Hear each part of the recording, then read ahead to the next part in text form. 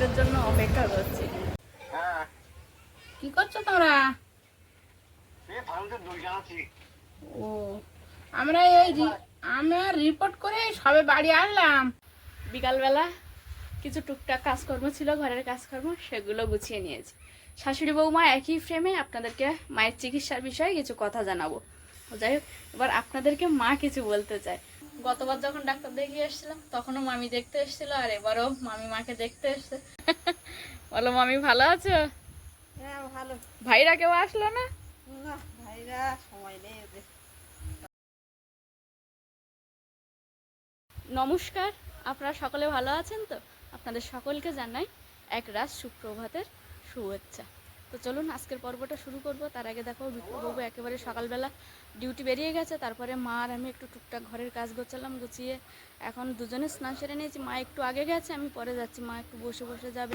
তারপরেও এই যে টুলটা বিপ্লববাবু কিনেছিল, ফোল্ডিং টুল, সেটাও আমি সঙ্গে নিয়েছি। তো আজকের মায়ের রিপোর্ট হবে, রিপোর্ট করাতে যাচ্ছি। বিপ্লববাবু নেই, আমি আজকে নিয়ে যাচ্ছি, কারণ কাজ তো করতেই হবে। বুঝতেই তো পারছেন যে এই সময়টা এখন আমাদের পয়সার প্রচুর প্রয়োজন, সে কারণে বেশি ছুটি করাও যাচ্ছে না। তো যাই হোক, এখন বেরিয়েছি, আপনার সঙ্গে থাকুন। যতটুখানি যা দেখতে পাবো আপনাদেরকেও দেখাবো, আর দিন শেষে জানাবো কি হচ্ছে না হচ্ছে সবটাই।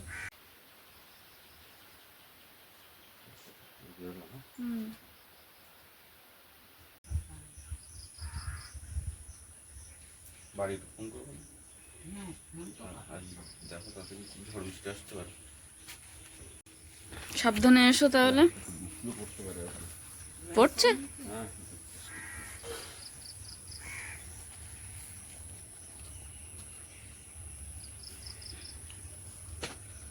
মা এদিকে একেবারে সকালবেলা উঠে জামা কাপড়গুলো সব বাইরে বার করে দিয়েছে। না না, মনে হয় এক দু ফোঁটা পড়লে পড়তে পারে।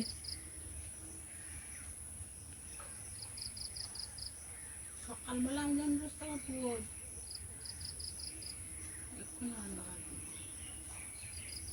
আর হ্যাঁ, আপনারা যেভাবে সকলে মায়ের জন্য সুস্থতা কামনা করছেন, আশা করি মা খুব তাড়াতাড়ি সুস্থ হয়ে যাবে এবং ভালো চিকিৎসা শুরু হয়ে যাবে। আমরা সবসময় ভালোটাই চেষ্টা করছি, কিন্তু এখন বুঝতে পারছি না যে মা কেন ঠিক হচ্ছে না, যার কারণে আজকে আবার রিপোর্ট করাতে যাচ্ছি।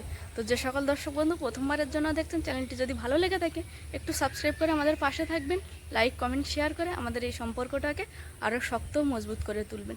চলুন তাহলে আর দেরি না করে আমিও এগিয়ে যাই, অটো ধরতে হবে, সে পর্যন্ত যাব।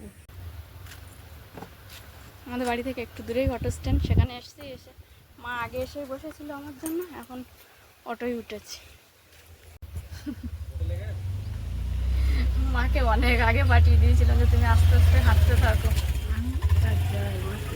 4 জায়গায় যে ফোল্ডিং টুলটা কিনেছি, ওটাও তো মা যে সেট করে বসবে সেটাও বুঝতে পারে না, যে কারণে মার হাতেও ছাড়তে পারিনি, আমি নিজে পরে নিয়ে এসেছি। লাগবে না, এই তো গেটের মুখে গিয়ে নামবো, তা রিপোর্ট করার সময় আবার কত যেতে ওইভাবেই তো আমিও নিয়ে এসেছি।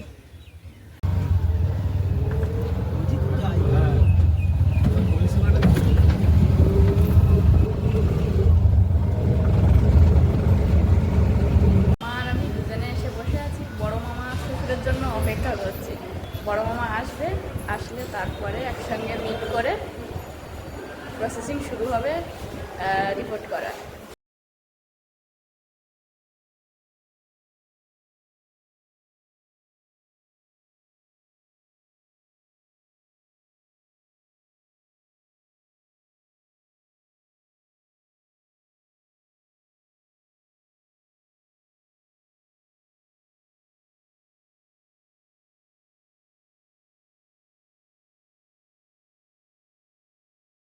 মা আর আমি এক্সরে করাতে এসেছিলাম একেবারেই সকালবেলা, আর মা এইখানটায় এসে বললো মার কপালটা নাকি খুবই ভালো। এর আগে মা যতবার কোনো টেস্ট করিয়েছে বা এমআরআই করিয়েছে ততবার মেশিন খারাপ হয়। এখানে এসে আমরা প্রায় 2-3 ঘন্টা মতো বসে আছি, লোডশেডিং ছিল, তারপর কারেন্ট আসাতেই মা প্রথম ছিল, মায়ের হয়ে গেছে, বেশিক্ষণ লাগেনি, 5 মিনিট মতো লেগেছে। এখন দুজনে আবার বাড়ি চলে যাব। একটু দুপুর হয়ে গেছে, ব্যস্ত সোনারপুর।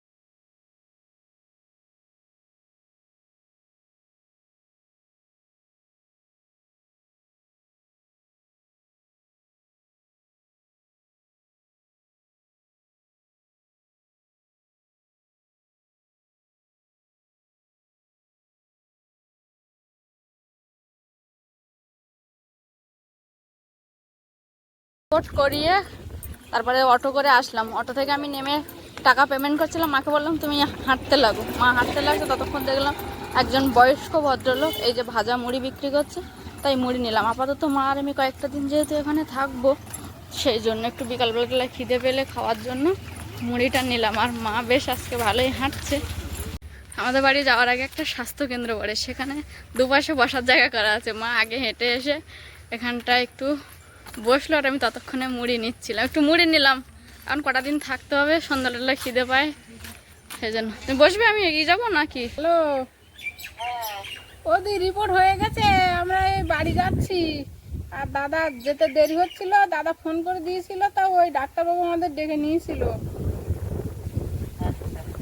জন্য তো অনেকক্ষণ অপেক্ষা করছিলাম। দাদা মার ওখানে ভাত দিতে গেছিল, সঙ্গীতা কাজল বাড়ি নেই। দাদা দুই বাড়ি দেখাশোনা করতে হচ্ছে, তার ফলে শুনলাম মারও একটু জ্বর। দাদা মাছ ছেড়ে সবসময় বেরোতে পারছে না। তা দাদার যাওয়ার কথা ছিল সঙ্গে, দাদার যাওয়ার দেরি দিকে দাদা আবার ফোন করলো ডাক্তারবাবুর কাছে।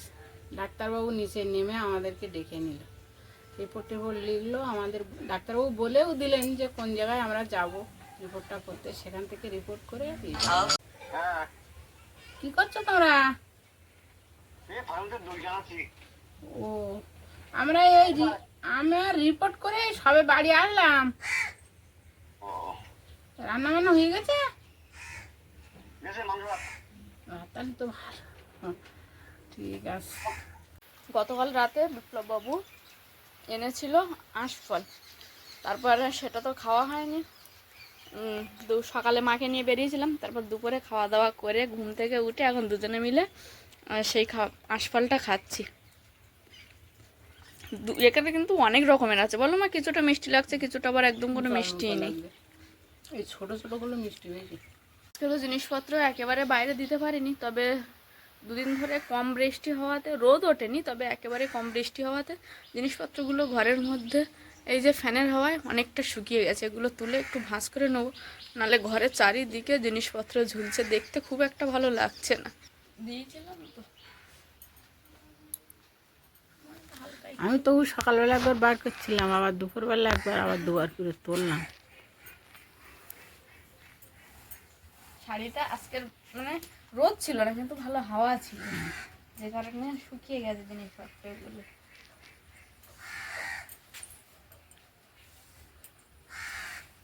জামা কাপড়গুলো মোটামুটি সব তুলে ভাঁজ করে নিয়েছি। এখন ওই যে মাকে রিপোর্ট করতে নিয়ে গেছিলাম, সেখান থেকে ফেরার পথে যে মুড়ি কিনে এনেছিলাম, গামছা দেবো, সে মুড়িটা মার কাছ থেকে কৌটায় ভরে নেব। খেয়ে দেখো মুড়িগুলো কেমন স্বাদের।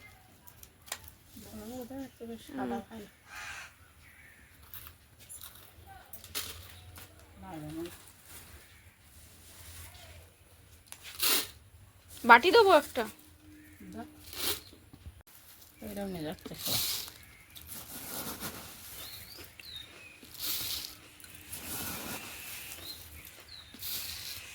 অল্প করে থাকবে, আর ওই দিকে আমি ঢুকি। বিকালবেলা কিছু টুকটাক কাজকর্ম ছিল, ঘরের কাজকর্ম, সেগুলো গুছিয়ে নিয়েছি। শাশুড়ি বৌমা একই ফ্রেমে আপনাদেরকে মায়ের চিকিৎসার বিষয়ে কিছু কথা জানাবো। এখান থেকে 10 দিন আগে যখন এসেছিলাম, তখন আমরা যে ডক্টরকে দেখাবো বলে এসেছিলাম, সেই ডক্টরে অ্যাপয়েন্টমেন্ট পাইনি। অ্যাপয়েন্টমেন্ট পেয়েছিলাম, তবে ডেটটা অনেকটা দিন পরে ছিল, 10 দিন পরে। সেখান থেকে আপাতত একটা ডাক্তার দেখিয়ে আমরা বাড়ি গেছিলাম। সেই ওষুধটা মার টুকটাক খাওয়া চলছিল, সেই মতোই আবার 10 দিনের মাথায় এলাম। এসে যেখানে অ্যাপয়েন্টমেন্ট করেছিলাম সেখানে গেছিলাম, ডাক্তার দেখালাম। কিন্তু মায়ের মেনলি যে সমস্যাটা হচ্ছে, পায়ের একটা হাড় বেড়েছে, তো সেই কারণে মাকে প্রচুর রিপোর্ট দিয়েছিল। সেটা অনেকটা ব্যয় সাপেক্ষ, আমরা বাড়িতে সকলে আলোচনা করলাম। আর এই রিপোর্টগুলো মায়ের 4 করা হয়ে গেছে। শিশু মঙ্গলে যখন দেখাতো তখন হয়েছে, 2 বার মা পন্ডিচারিতে গেছে, তখনও দেখানো হয়েছে, তবে সেই চিকিৎসাটা সেইভাবে কোনো সাড়া হয়নি। তবে আজকের গেছিলাম বড় মামা শ্বশুরের যোগাযোগে আরেকটা ডাক্তারের কাছে, তাকে শুধু পায়ের বিষয়টা নিয়েই গেছিলাম। আর সেখান থেকে পাটা দেখালাম, তিনি ফোন করে যোগাযোগ করে দিল, আমরা গিয়ে বসা মাত্রই ডেকে নিয়েছিল। সেইখান থেকে দেখিয়ে একেবারে রিপোর্ট করিয়ে বাড়ি ফিরেছিলাম। তো চলুন মায়ের পাটাকে দেখাই, তারপরে আবার এই বিষয়টা কথা বলব। মায়ের এই ডান পায়ের এই দিকটার এই যে জায়গাটা, এই অংশটা আস্তে আস্তে হাড়ে বৃদ্ধি হয়ে পাটা বেঁকে যাচ্ছে, সেইখান থেকে যন্ত্রণাটা শুরু হচ্ছে মায়ের, গিয়ে কোমর পা পুরো অবশ হয়ে যাচ্ছে। আমরা মেনলি এইটার জন্য চিকিৎসা করাবো। আর এর আগে মা বাবা যে হোমিওপ্যাথি ডাক্তারের কাছ থেকে ওষুধ খেত, সেটা খেয়ে তো বাবা অনেকটা সুস্থ, মার অনেক সমস্যা সমাধান হয়েছে। তবে এই সমস্যাটা মার এখন আবার হঠাৎ দেখা দিয়েছে, এটা অনেক পুরাতন সমস্যা।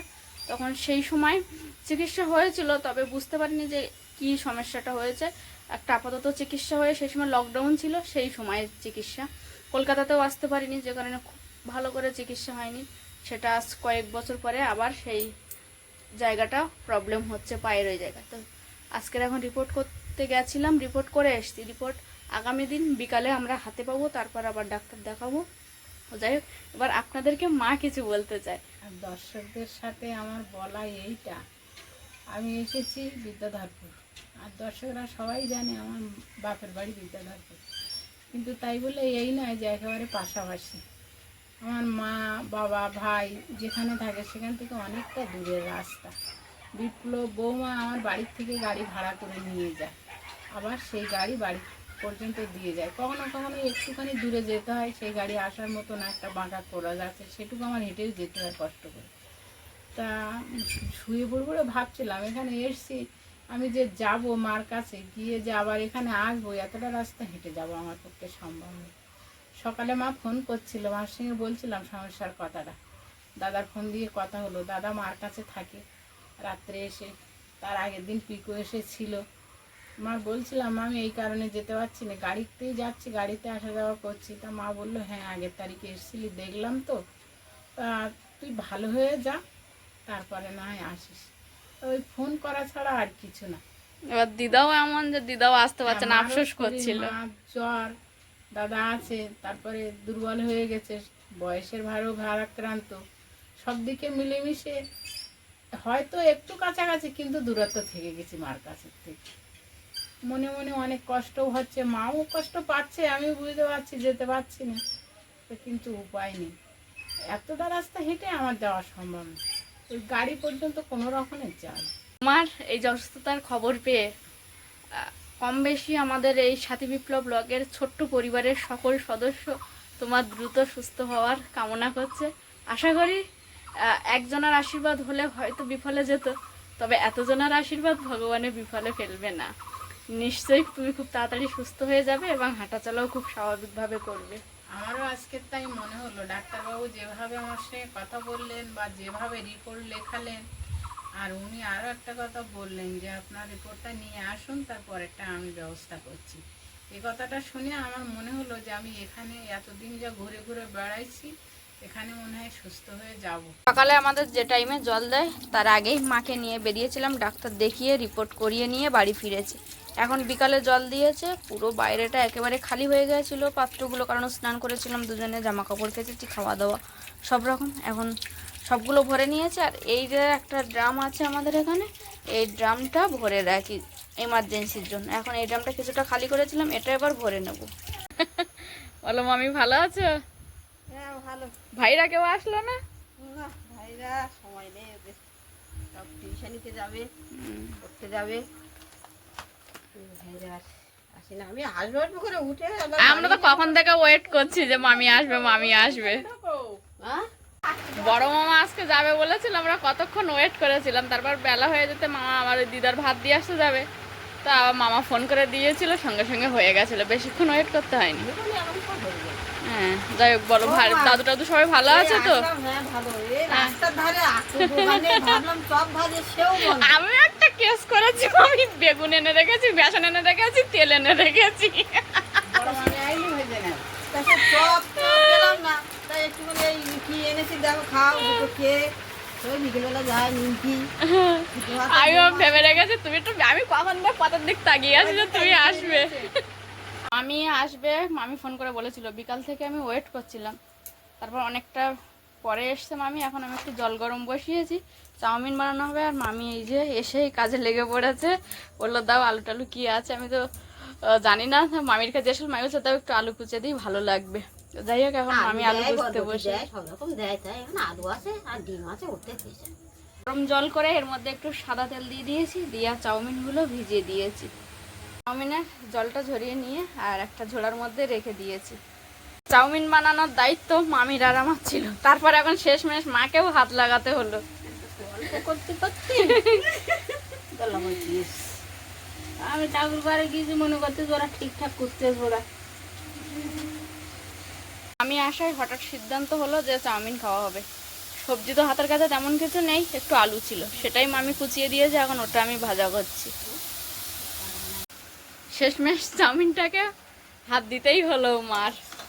আমি করছিলাম, তবে সেইভাবে করতে পারি না, আর বলে বলে দিচ্ছিল মামি আর মা দুজন মিলে। তারপরে লাস্ট পর্যন্ত মা আর বসে থাকতে পারলো না, উঠে খুন্তি ধরে নিল।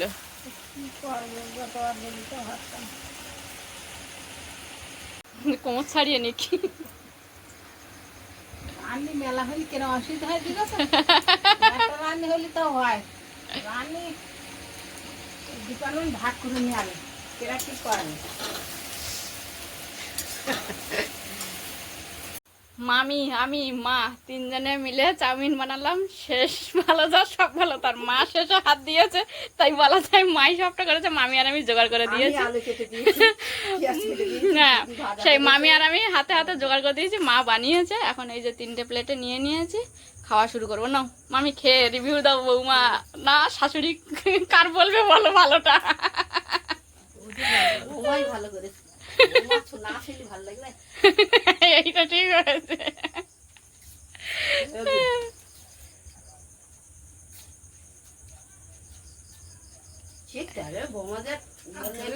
হ্যাঁ? দোকানের মতন টেস্ট। হ্যাঁ ভালো লেগেছে, দোকানের চেয়েও ভালো লেগেছে। ভালো লেগেছে? না বৌমা এসে তুমি এরকম হ্যাঁ হ্যাঁ বসো। তাহলে বৌমা হ্যাঁ কি হয় আবার কালকে রিপোর্ট টিপোর্ট দেখে জানিও। হবে, ওখানে আমি ফোন দেখে করে গেলাম। বলবো ওখানে। ওদি জানাও কি, আবার ডাক্তারের কাছে যেতে গেলে তো দাদারই যেতে হবে কথা বলতে। দাদা আছে তো, হ্যাঁ। দাদা সবসময় দাদা সোনারপুরে ফোন থাকে। করে দিয়েছে, ডাক্তার উপরে ছিল, নিচে নেমে এসে আমাদের ডেকে নেছে। দাদা ও বলে ফোন করে দিলি ও সব পে করে দেখিয়ে দেবে এখানে। হ্যালো, এ তোর পিসিকে দেখতে এসেছিলাম, তুই কোথায়? কেটে দিল। আমি তাহলে তুমি সাবধানে এসো, মামি বেরোতে যাবে এমন সময় ভাই ফোন করেছে, কোথায় আছে? এই বৌমা দেখি লাইটটা ধরে আমার হ্যাঁ হ্যাঁ চলো। মনে হচ্ছে গো, না না বৃষ্টি হয়েছে মনে হচ্ছে মামি। সাবধানে এসো তাহলে, আবার এসো, এসে ঘুরে যেও। গতবার যখন ডাক্তার দেখিয়ে এসেছিলাম তখনও মামি দেখতে এসেছিল, আর এবারও মামি মাকে দেখতে এসছে। আর মামি মাকে দেখতে আসে আর আমার জন্য প্রতিবার কিছু না কিছু খাবার নিয়ে আসে। এই যে এবারেও খাবার নিয়ে আসছে। আর মামি যখন এসছে বলছে সেইভাবে পাড়ার যে দোকানগুলো আছে সেগুলো খোলেনি, তবে যা পেয়েছে তাই নিয়ে এসছে। এখানে হচ্ছে 2টো নিমকির প্যাকেট এনেছে, আর এনেছে একটা বাবুজি কেক। এই কেকটা না, ভীষণ প্রিয়। দুটো এনেছিল, একটা আমি খেয়েছি। ও মা একটা খেয়ে নিয়েছে। আর বলে সর্দিটা নরম আছে, খেয়ে দাও কিরম লাগে। ও তাহলে 2টো কেক এনেছিল। বাবুজি কেকটা এমনি ভীষণ ভালো লাগে, টিফিন কেক ভীষণ ভালো কেক। তো মামি ছিল বেশ খানিকটা সময়, গল্প গুজব আনন্দ করে কাটলো। মামিও চলে গেল, একটু মন খারাপ করছে। সেই সঙ্গে আবার দেখছি মামি বেরোনোর পরপরই দেখছি ফোটা ফোটা বৃষ্টি হচ্ছে। তাও বললাম যে, মামি বললো ব্যাগে ছাতা আছে, থাকতেও বললাম, থাকলো না। ওদিকে বাড়িতে দাদু আছে, 2টো ভাই আছে, মামা আছে, আবার দিদার খাবার পাঠানো, সব রকম ভেবে মামি চলে গেল। তো মামিকে বললাম যে তুমি সকাল সকাল আসতে পারলাম, তো বলছে না গো মা, সকাল সকাল আসবো কি করে, প্রচুর কাজকর্ম থাকে, সেগুলো তো সামলে তারপর আসতে হবে। তো যাই হোক, এখন আপাতত এখন খাওয়া দাওয়া তো হয়ে গেছে, বাসন টাসনগুলো একটু মেজে রেখে দেবো, আর বিপ্লব বাবু আসার জন্য অপেক্ষাটা করি। বৃষ্টি পড়ছে তো, ছাতা মেলাওনি কেন? এইখানে যে বৃষ্টি এসছে, বাড়িতে পৌঁছে দেখলাম মা ঘুমোচ্ছে, কোনো ডিস্টার্ব করিনি, খুব আস্তে আস্তে কথা বলছি, এবং বাড়িতে এসে যে টুকিটাকি পোশাক খোলা, স্নান করা, সেগুলো খুব আস্তে আস্তে করেছি যেন শব্দ না হয়, মার জন্য ঘুম না ভাঙে। আমি প্রায় 17 থেকে 18 ঘন্টা পরে আবার বাড়িতে ফিরেছি। আই এম সরি যে আমাকে এভাবে একটা প্রেজেন্টেশনের সামনে আসতে হয়েছে, আর আমি প্রচণ্ড পরিশ্রান্ত, আমার কোনো কিছু বলবার ইচ্ছেও করছে না বা বলতে চাইছিও না। আপাতত চাউমিন সামনে রেখেছে, ডিম টিম আছে হয়তো, আর মামিমা এসেছিল, থাকতে পারেনি রাত্রে। থাকতে বলেছিলাম, কিন্তু ভাইরা বাড়ি আছে, দাদু বাড়ি, আচ্ছা দিদার খাবার দিয়ে আসতে হবে। যাক, ঠিক আছে।